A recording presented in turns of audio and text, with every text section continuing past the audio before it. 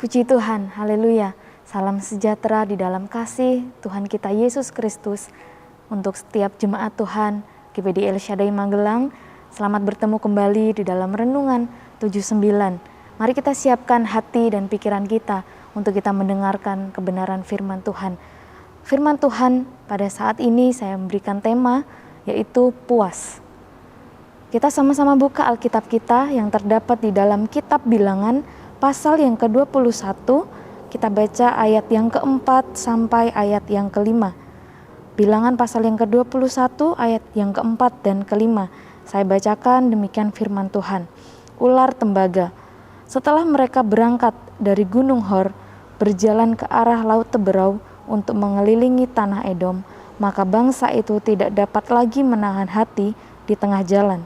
Lalu mereka berkata-kata melawan Allah dan Musa, "Mengapa kamu memimpin kami keluar dari Mesir, supaya kami mati di padang gurun ini? Sebab di sini tidak ada roti dan tidak ada air, dan akan makanan hambar ini kami telah muak." Bapak Ibu Saudara yang dikasihi oleh Tuhan, bukan yang pertama kalinya bangsa Israel itu bersungut-sungut di hadapan Tuhan. Bukan pertama kalinya bangsa Israel ini bersungut-sungut atas keadaan mereka saat itu. Bahkan dari awal mereka keluar dari tanah Mesir, mereka sudah bersungut-sungut di hadapan Tuhan. Ketika mereka dikejar-kejar oleh tentara Mesir, mereka bersungut-sungut di hadapan Tuhan, menyalahkan Musa. Ketika mereka di padang gurun, tidak ada air untuk diminum, mereka juga bersungut-sungut. Ketika tidak ada makanan, mereka bersungut-sungut. Bahkan ketika Tuhan sudah memberikan makanan, memberi mana kepada mereka, mereka tetap bersungut-sungut di hadapan Tuhan. Jadi bangsa Israel ini adalah bangsa yang sering bersungut-sungut di hadapan Tuhan. Dari awal perjalanan mereka keluar dari tanah Mesir, mereka sudah sering bersungut-sungut di hadapan Tuhan. Apa yang menyebabkan bangsa Israel bersungut-sungut? Karena tidak puas. Rasa tidak puas dalam setiap kehidupan mereka, itu yang membuat mereka bersungut-sungut di hadapan Tuhan. Mereka tidak puas dengan apa yang Tuhan sudah kerjakan dalam hidup mereka. Mereka tidak puas dengan keadaan mereka saat itu. Tuhan sudah membawa mereka keluar dari tanah Mesir, keluar dari perbudakan, keluar dari penderitaan. Tetapi mereka tidak puas dengan keadaan itu. Ketika mereka mengalami keadaan yang tidak enak di padang gurun, ketika tidak ada air, ketika tidak ada makanan, mereka bersungut-sungut di hadapan Tuhan. Bahkan kalau kita baca di Bilangan pasal yang ke-11 ayat yang kelima, Bilangan 11 ayat yang kelima, firman Tuhan katakan, "Kita teringat kepada ikan yang kita makan di Mesir dengan tidak bayar apa-apa, kepada mentimun dan semangka, bawang prei, bawang merah, dan bawang putih." Di dalam Bilangan pasal yang ke-11 ayat yang kelima, di sana dicatat bahwa mereka itu selalu teringat dengan keadaan mereka ketika mereka di tanah Mesir. Mereka mengingat bagaimana kehidupan mereka di tanah Mesir, mereka makan ikan, apa yang mereka makan, apa yang mereka perlukan, itu ada di tanah Mesir. Padahal di tanah Mesir mereka penuh dengan penderitaan. Mereka bukan menjadi bangsa yang bebas, mereka dalam tekanan. Dan sekarang bangsa Israel, mereka sudah dibawa Tuhan keluar dari tanah Mesir. Tapi mereka terus mengingat, mereka terus membandingkan keadaan mereka saat ini, saat itu, dengan keadaan mereka ketika mereka masih ada di tanah Mesir. Mereka tidak hanya bersungut-sungut di hadapan Tuhan. Persungutan mereka itu bukan hanya sekedar sebuah keluhan, melainkan suatu sikap yang mempersalahkan Musa dan mempersalahkan Tuhan. Bapak Ibu Saudara, kalau sering membaca bagaimana kisah bangsa Israel, ketika mereka bersungut-sungut, mereka tidak hanya mengeluhkan bagaimana keadaan mereka saat itu, tapi itu adalah suatu sikap mereka mempersalahkan Tuhan, mempersalahkan Musa sebagai pimpinan mereka. Ini yang terjadi dalam kehidupan bangsa Israel. Ketika mereka mengalami suatu keadaan yang mungkin tidak enak bagi mereka, mereka bersungut-sungut di hadapan Tuhan. Ketidakpuasan itu yang mendasari mereka bersungut-sungut. karena mereka tidak puas dengan kehidupannya, dengan keadaannya saat itu. Apa yang Tuhan sudah kerjakan, apa yang Tuhan sudah berikan, mereka tidak puas dengan hal itu. Ketidakpuasan mereka itu yang membuat mereka bersungut-sungut di hadapan Tuhan. Bapak Ibu Saudara yang dikasihi oleh Tuhan, keadaan kita saat ini mungkin tidak sama dengan beberapa tahun yang lalu ketika pandemi belum ada. Dan sekarang kita hidup serba dibatasi. Kita berkomunikasi dengan orang lain juga dibatasi. Kita melakukan aktivitas di luar juga sangat dibatasi. Nah, Bapak Ibu Saudara yang dikasihi oleh Tuhan, mari kita belajar dari kehidupan bangsa Israel ini. Ketika kita mengalami keadaan yang mungkin tidak sama seperti waktu-waktu yang lalu, mari kita puas dalam hati kita. Kita puas dengan apa yang Tuhan sudah kerjakan dalam setiap kehidupan kita. Kita dapat belajar dari kehidupan bangsa Israel ini supaya kita jangan bersungut-sungut. Bangsa Israel terkenal sebagai bangsa yang suka bersungut-sungut di hadapan Tuhan, terkenal sebagai bangsa yang suka menggerutu di hadapan Tuhan. Dan firman Tuhan saat ini boleh memberikan pengajaran kepada kita lewat bangsa Israel. Kita belajar supaya kita tidak sama dengan mereka, supaya kita tidak bersungut-sungut di hadapan Tuhan. Tuhan tidak suka jika kita bersungut-sungut. Kita baca di dalam 1 Korintus pasal yang ke-10. 1 Korintus pasal yang ke-10 ayat yang ke-10 dan 11.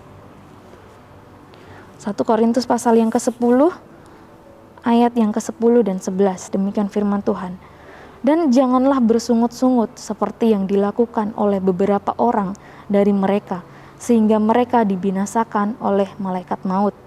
Semuanya itu telah menimpa mereka sebagai contoh dan dituliskan untuk menjadi peringatan bagi kita yang hidup pada waktu di mana zaman akhir telah tiba.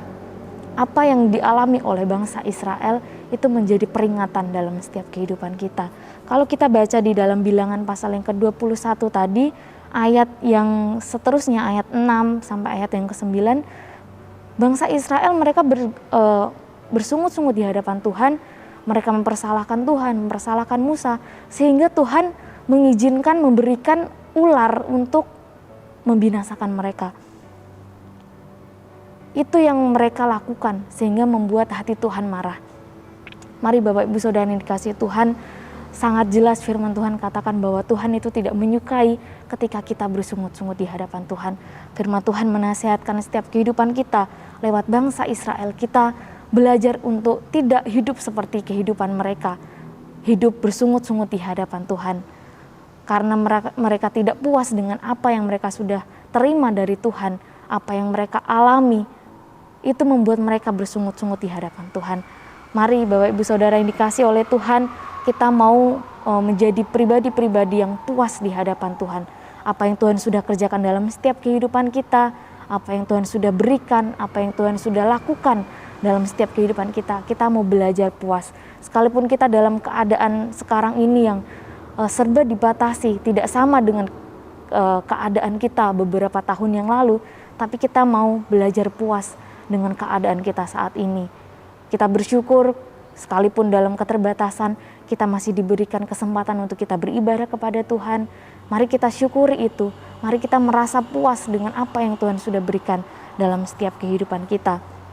Di dalam 1 Tesalonika 5 ayat yang ke-18, firman Tuhan yang sering kita dengar, 1 Tesalonika 5 ayat yang ke-18, mengucap syukurlah dalam segala hal, sebab itulah yang dikehendaki Allah di dalam Kristus Yesus bagi kamu. Yang dikehendaki Tuhan dalam setiap kehidupan kita adalah mengucap syukur. Tidak hanya mengucap syukur ketika dalam keadaan yang enak, tetapi mengucap syukur dalam segala hal. Segala hal, suka maupun duka, enak maupun tidak enak, mari kita mengucap syukur di hadapan Tuhan. Mengucap syukurlah di dalam segala hal. Mungkin saat ini kita mengalami keadaan yang sulit, keadaan yang tidak sama seperti beberapa tahun yang lalu, tapi rasa puas di dalam setiap kehidupan kita itu akan membawa kita, akan menuntun kita menjadi pribadi-pribadi yang mampu mengucap syukur kepada Tuhan. Sebaliknya, ketika kita tidak merasa puas dengan keadaan, dengan apa yang Tuhan sudah beri dalam setiap kehidupan kita saat ini, itu justru akan membawa kita menjadi pribadi-pribadi yang suka bersungut-sungut di hadapan Tuhan. Tapi kita mau memilih untuk bersyukur kepada Tuhan. Apa yang Tuhan sudah kerjakan, apa yang Tuhan sudah beri dalam kehidupan kita, kita mau merasa puas, mengucap syukur dengan apa yang Tuhan sudah berikan. Bapak Ibu Saudara yang dikasihi oleh Tuhan, sekalipun mungkin keadaan kita sulit saat ini, tapi percayalah bahwa rancangan Tuhan dalam setiap kehidupan kita itu bukan suatu rancangan yang mendatangkan kecelakaan. Di dalam Yeremia pasal yang ke-29 ayat yang ke-11, Yeremia 29 ayat yang ke-11 di sana dikatakan, sebab aku ini mengetahui rancangan-rancangan apa yang ada padaku mengenai kamu, demikian firman Tuhan, yaitu rancangan damai sejahtera dan bukan rancangan kecelakaan, untuk memberikan kepadamu hari depan yang penuh harapan. Jadi mari Bapak Ibu Saudara, firman Tuhan kembali mengingatkan setiap kehidupan kita bahwa rancangan Tuhan itu selalu indah dalam hidup kita. Rancangan Tuhan itu yang terbaik dalam setiap kehidupan kita. Tuhan tidak pernah merancangkan suatu keadaan yang rancangan kecelakaan dalam setiap kehidupan kita. Justru hal-hal yang terbaik, rancangan yang terbaik Tuhan beri dalam hidup kita. Ketika kita mengalami suatu pencobaan, kita mengalami suatu permasalahan dalam hidup kita, kita percaya bahwa Tuhan itu adalah setia. Dia yang menguatkan kita, bahkan Dia yang menolong setiap kehidupan kita. Di dalam 1 Korintus pasal yang ke-10 tadi, ayat yang ke-13 di sana dikatakan, pencobaan-pencobaan yang kamu alami ialah pencobaan-pencobaan biasa yang tidak melebihi kekuatan manusia. Sebab Allah setia dan karena itu Ia tidak akan membiarkan kamu dicobai melampaui kekuatanmu.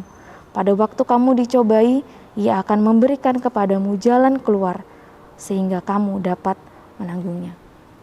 Puji Tuhan, firman Tuhan katakan menguatkan setiap kehidupan kita. Sekalipun kita menghadapi suatu pencobaan, permasalahan, keadaan yang sulit dalam setiap kehidupan kita, firman Tuhan jelas mengatakan bahwa Allah itu setia. Dia yang menguatkan setiap kehidupan kita, bahkan Dia yang menolong setiap kehidupan kita.